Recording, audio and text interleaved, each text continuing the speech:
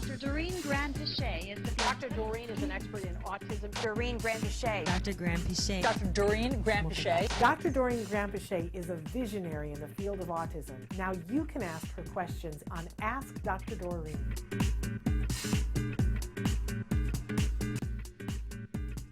So how would Dr. Doreen treat repetitive movements? It's automatically reinforcing and hard for him to be aware of his movements. Could you please tell us how you would reduce hand-flapping behavior? It's affecting his academics, and he also has ADHD. Can you talk about continuing to follow a whole food diet and continuing organic and eating healthy? My son, this was the one that the son was listening, but we didn't hear back, so we assumed that we should not talk about it till now.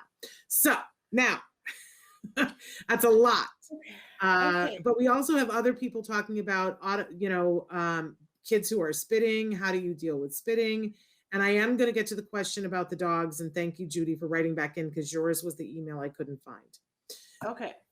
So let's just start in general with repetitive movements that are automatically reinforcing. And let's just first define what that is. So, in autism, we have a series of behaviors that we call stereotypies, or repetitive stereotypical behaviors that occur, and they could be different things. One of the main ones, for instance, is hand flapping like this. And that is, considered to be stereotypical, repetitive. It doesn't usually have a function. And so in behavior analysis, when we look at those symptoms, we refer to them as being automatic in their function. Function is automatic reinforcement. That means it doesn't have an outside kind of a reason for maintaining that behavior. It's not like when the child does this, they receive a reward. The behavior itself is rewarding to the child. Now, that is entirely possible.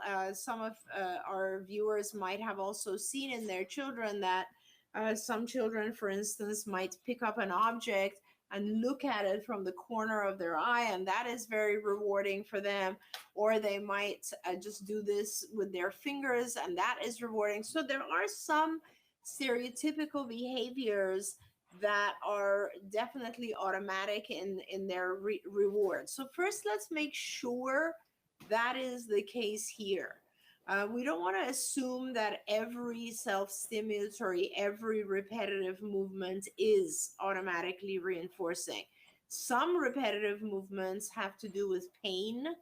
The child is doing various behaviors to reduce pain. For instance, I have seen many children where they will body rock and put pressure on their abdomen, and that is usually reduction of gastrointestinal type of pain. So that would be a different situation.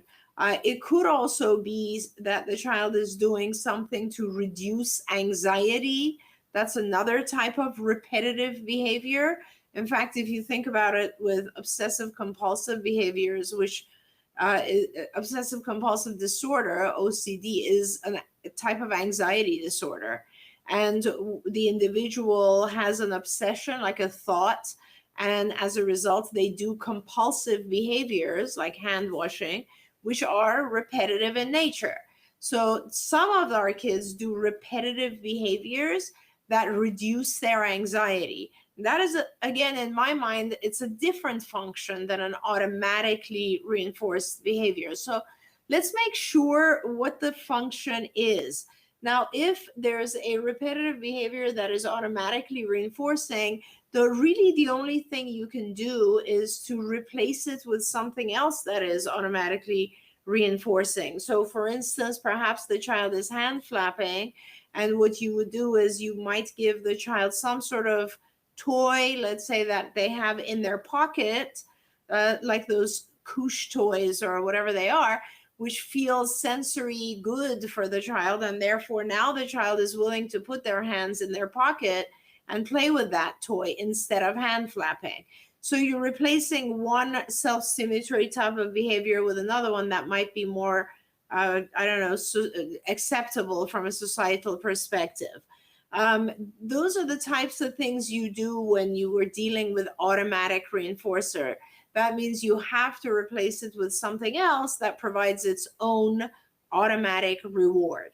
Now, and then, so this was hand flapping. So there you go. That's one idea There are other things that you can do, but if it is an automatic feature, you need to figure out what is the rewarding factor. If the child is hand flapping in front of their eyes, this has nothing to do with hands. It has to do with visual self-stimulatory. So now we need to replace that behavior by giving the child occasional access to toys that might light up or have some other type of visual self-stimulation.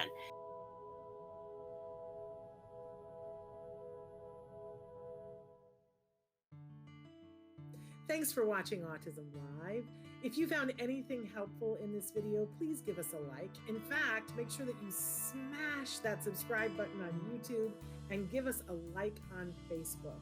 You can also follow us on Twitter and Instagram for important updates. And please download our free podcast wherever you get your podcasts. See you next time. Until then, give your kiddos a hug from me and one for you too.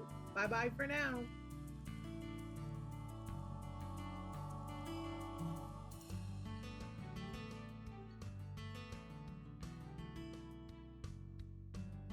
To subscribe, click here. And if you'd like to check out some more of our videos, click here.